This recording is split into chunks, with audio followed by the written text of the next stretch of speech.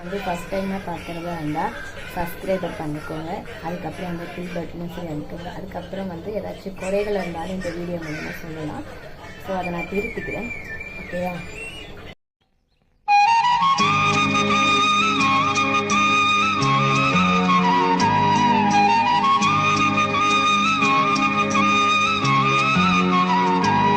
என்னென்னா 2009 பார்த்தீங்கன்னா ஒரு விஷயம் நடந்துச்சு. ஸோ அதுதான் எனக்கு நான் ஷேர் பண்ணிக்கணும். என்னென்னா 2009 ஜூன் மாதம் வந்து பார்த்திங்கன்னா எனக்கு நார்மல் ஜுரம் தான். அது பார்த்திங்கன்னா ஸோ என்னாச்சுன்னா நார்மல் ஜுரம் தான். நான் வீட்டில் வந்து பார்த்திங்கன்னா டேப்லெட் எல்லாம் போட்டேன். அந்த ஜுரம் எதனால இருந்துச்சு, ஒரு மாம்பழம் சாப்பிட்டுட்டு படுத்தேன், அவ்வளோதான். மறுநாள் பார்த்திங்கன்னா எனக்கு நல்ல ஜுரம், சரியான ஜுரம், பார்த்திங்கன்னா செம்ம ஜுரம். அது பார்த்திங்கன்னா மருந்து சாப்பிட்டு ஆனாலும் சரியாகவே இல்லை. அது அப்படின்னு ஒரு 10 நாள் கிட்ட அப்படியே ஆகிடுச்சு. அதுக்கப்புறம் பார்த்திங்கன்னா ரொம்ப ஹை ஃபீவராக ஆகிடுச்சு. அப்புறம் வந்து அம்மா பார்த்திங்கன்னா அந்த டைமில் வந்து கொஞ்சம் அம்மா ரொம்ப கொஞ்சம் கஷ்டப்பட்ட டைம் சொன்னாங்க. அப்போ என்ன ஆகிடுச்சுன்னா அம்மா கையில் வந்து இங்கே கவர்மெண்ட் ஹாஸ்பிட்டலில் இங்கே துறைப்பாக்கம் இருக்குல்ல, அந்த ஹாஸ்பிட்டல் கூட்டிகிட்டு போய் பார்க்கறதுக்காக கூட்டிகிட்டு போயிருந்தாங்க.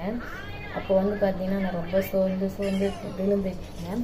அப்போ வந்து என்ன ஆச்சுன்னா டாக்டர் என்னை பார்த்துட்டு, பாப்பாவுக்கு வந்து 100க்கு மேலே இருக்குது, அதனால் வந்து அவளை வந்து எவ்வளோ சீக்கிரம் நீங்கள் எக்மோர் ஹாஸ்பிட்டலுக்கு கூட்டிகிட்டு போகிறீங்களோ அவ்வளோ சீக்கிரம் அது ரொம்ப நல்லது. ஏன்னா பார்த்தீங்கன்னா ரொம்ப ஹை டெம்பரில் இருக்குது பாப்பா அப்படின்னு சொல்லியிருந்தாங்க. உடனே அந்த டைமில் பார்த்தீங்கன்னா அம்மா கையில் வந்து வெறும் 30 ரூபா தான் கையில் இருந்துச்சு. வேறு காசு எதுவுமே இல்லை. 30 ரூபா எடுத்துகிட்டு தான் அந்த எக்மோர் ஹாஸ்பிட்டலுக்கு போயிருந்தாங்க. அங்கே போனீங்கன்னா போன உடனே பார்த்தீங்கன்னா அட்மிட் பண்ணணும் அப்படின்னு சொல்லிட்டாங்க அம்மா.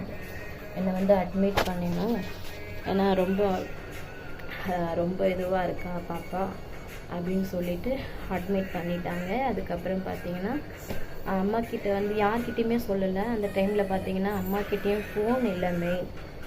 காலையில் வந்து வீட்டிலேருந்து ஒரு 10 மணிக்கு கிளம்பியிருப்போம் ஹாஸ்பிட்டலுக்கு. 10 மணி 9 மணி அந்த டைமுக்கு தான் ஹாஸ்பிட்டலுக்கு கிளம்பியிருப்போம். அப்புறம் வந்து அங்கே துறைப்பாக்கத்துலேருந்து அங்கே போய் அட்மிட் பண்ண விஷயம் வீட்டில் யார்கிட்டையுமே சொல்லவே இல்லை.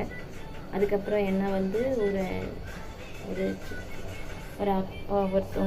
ஒரு அக்கா இருந்தாங்க பக்கத்தில், அவங்கக்கிட்ட சொல்லி விட்டுட்டு அவங்க வந்து லேண்ட் ஃபோன்ஸ் அந்த ஃபோனுக்கு வந்து கால் பண்ணி சொல்லிட்டு வந்துட்டு இது பண்ணிட்டாங்க.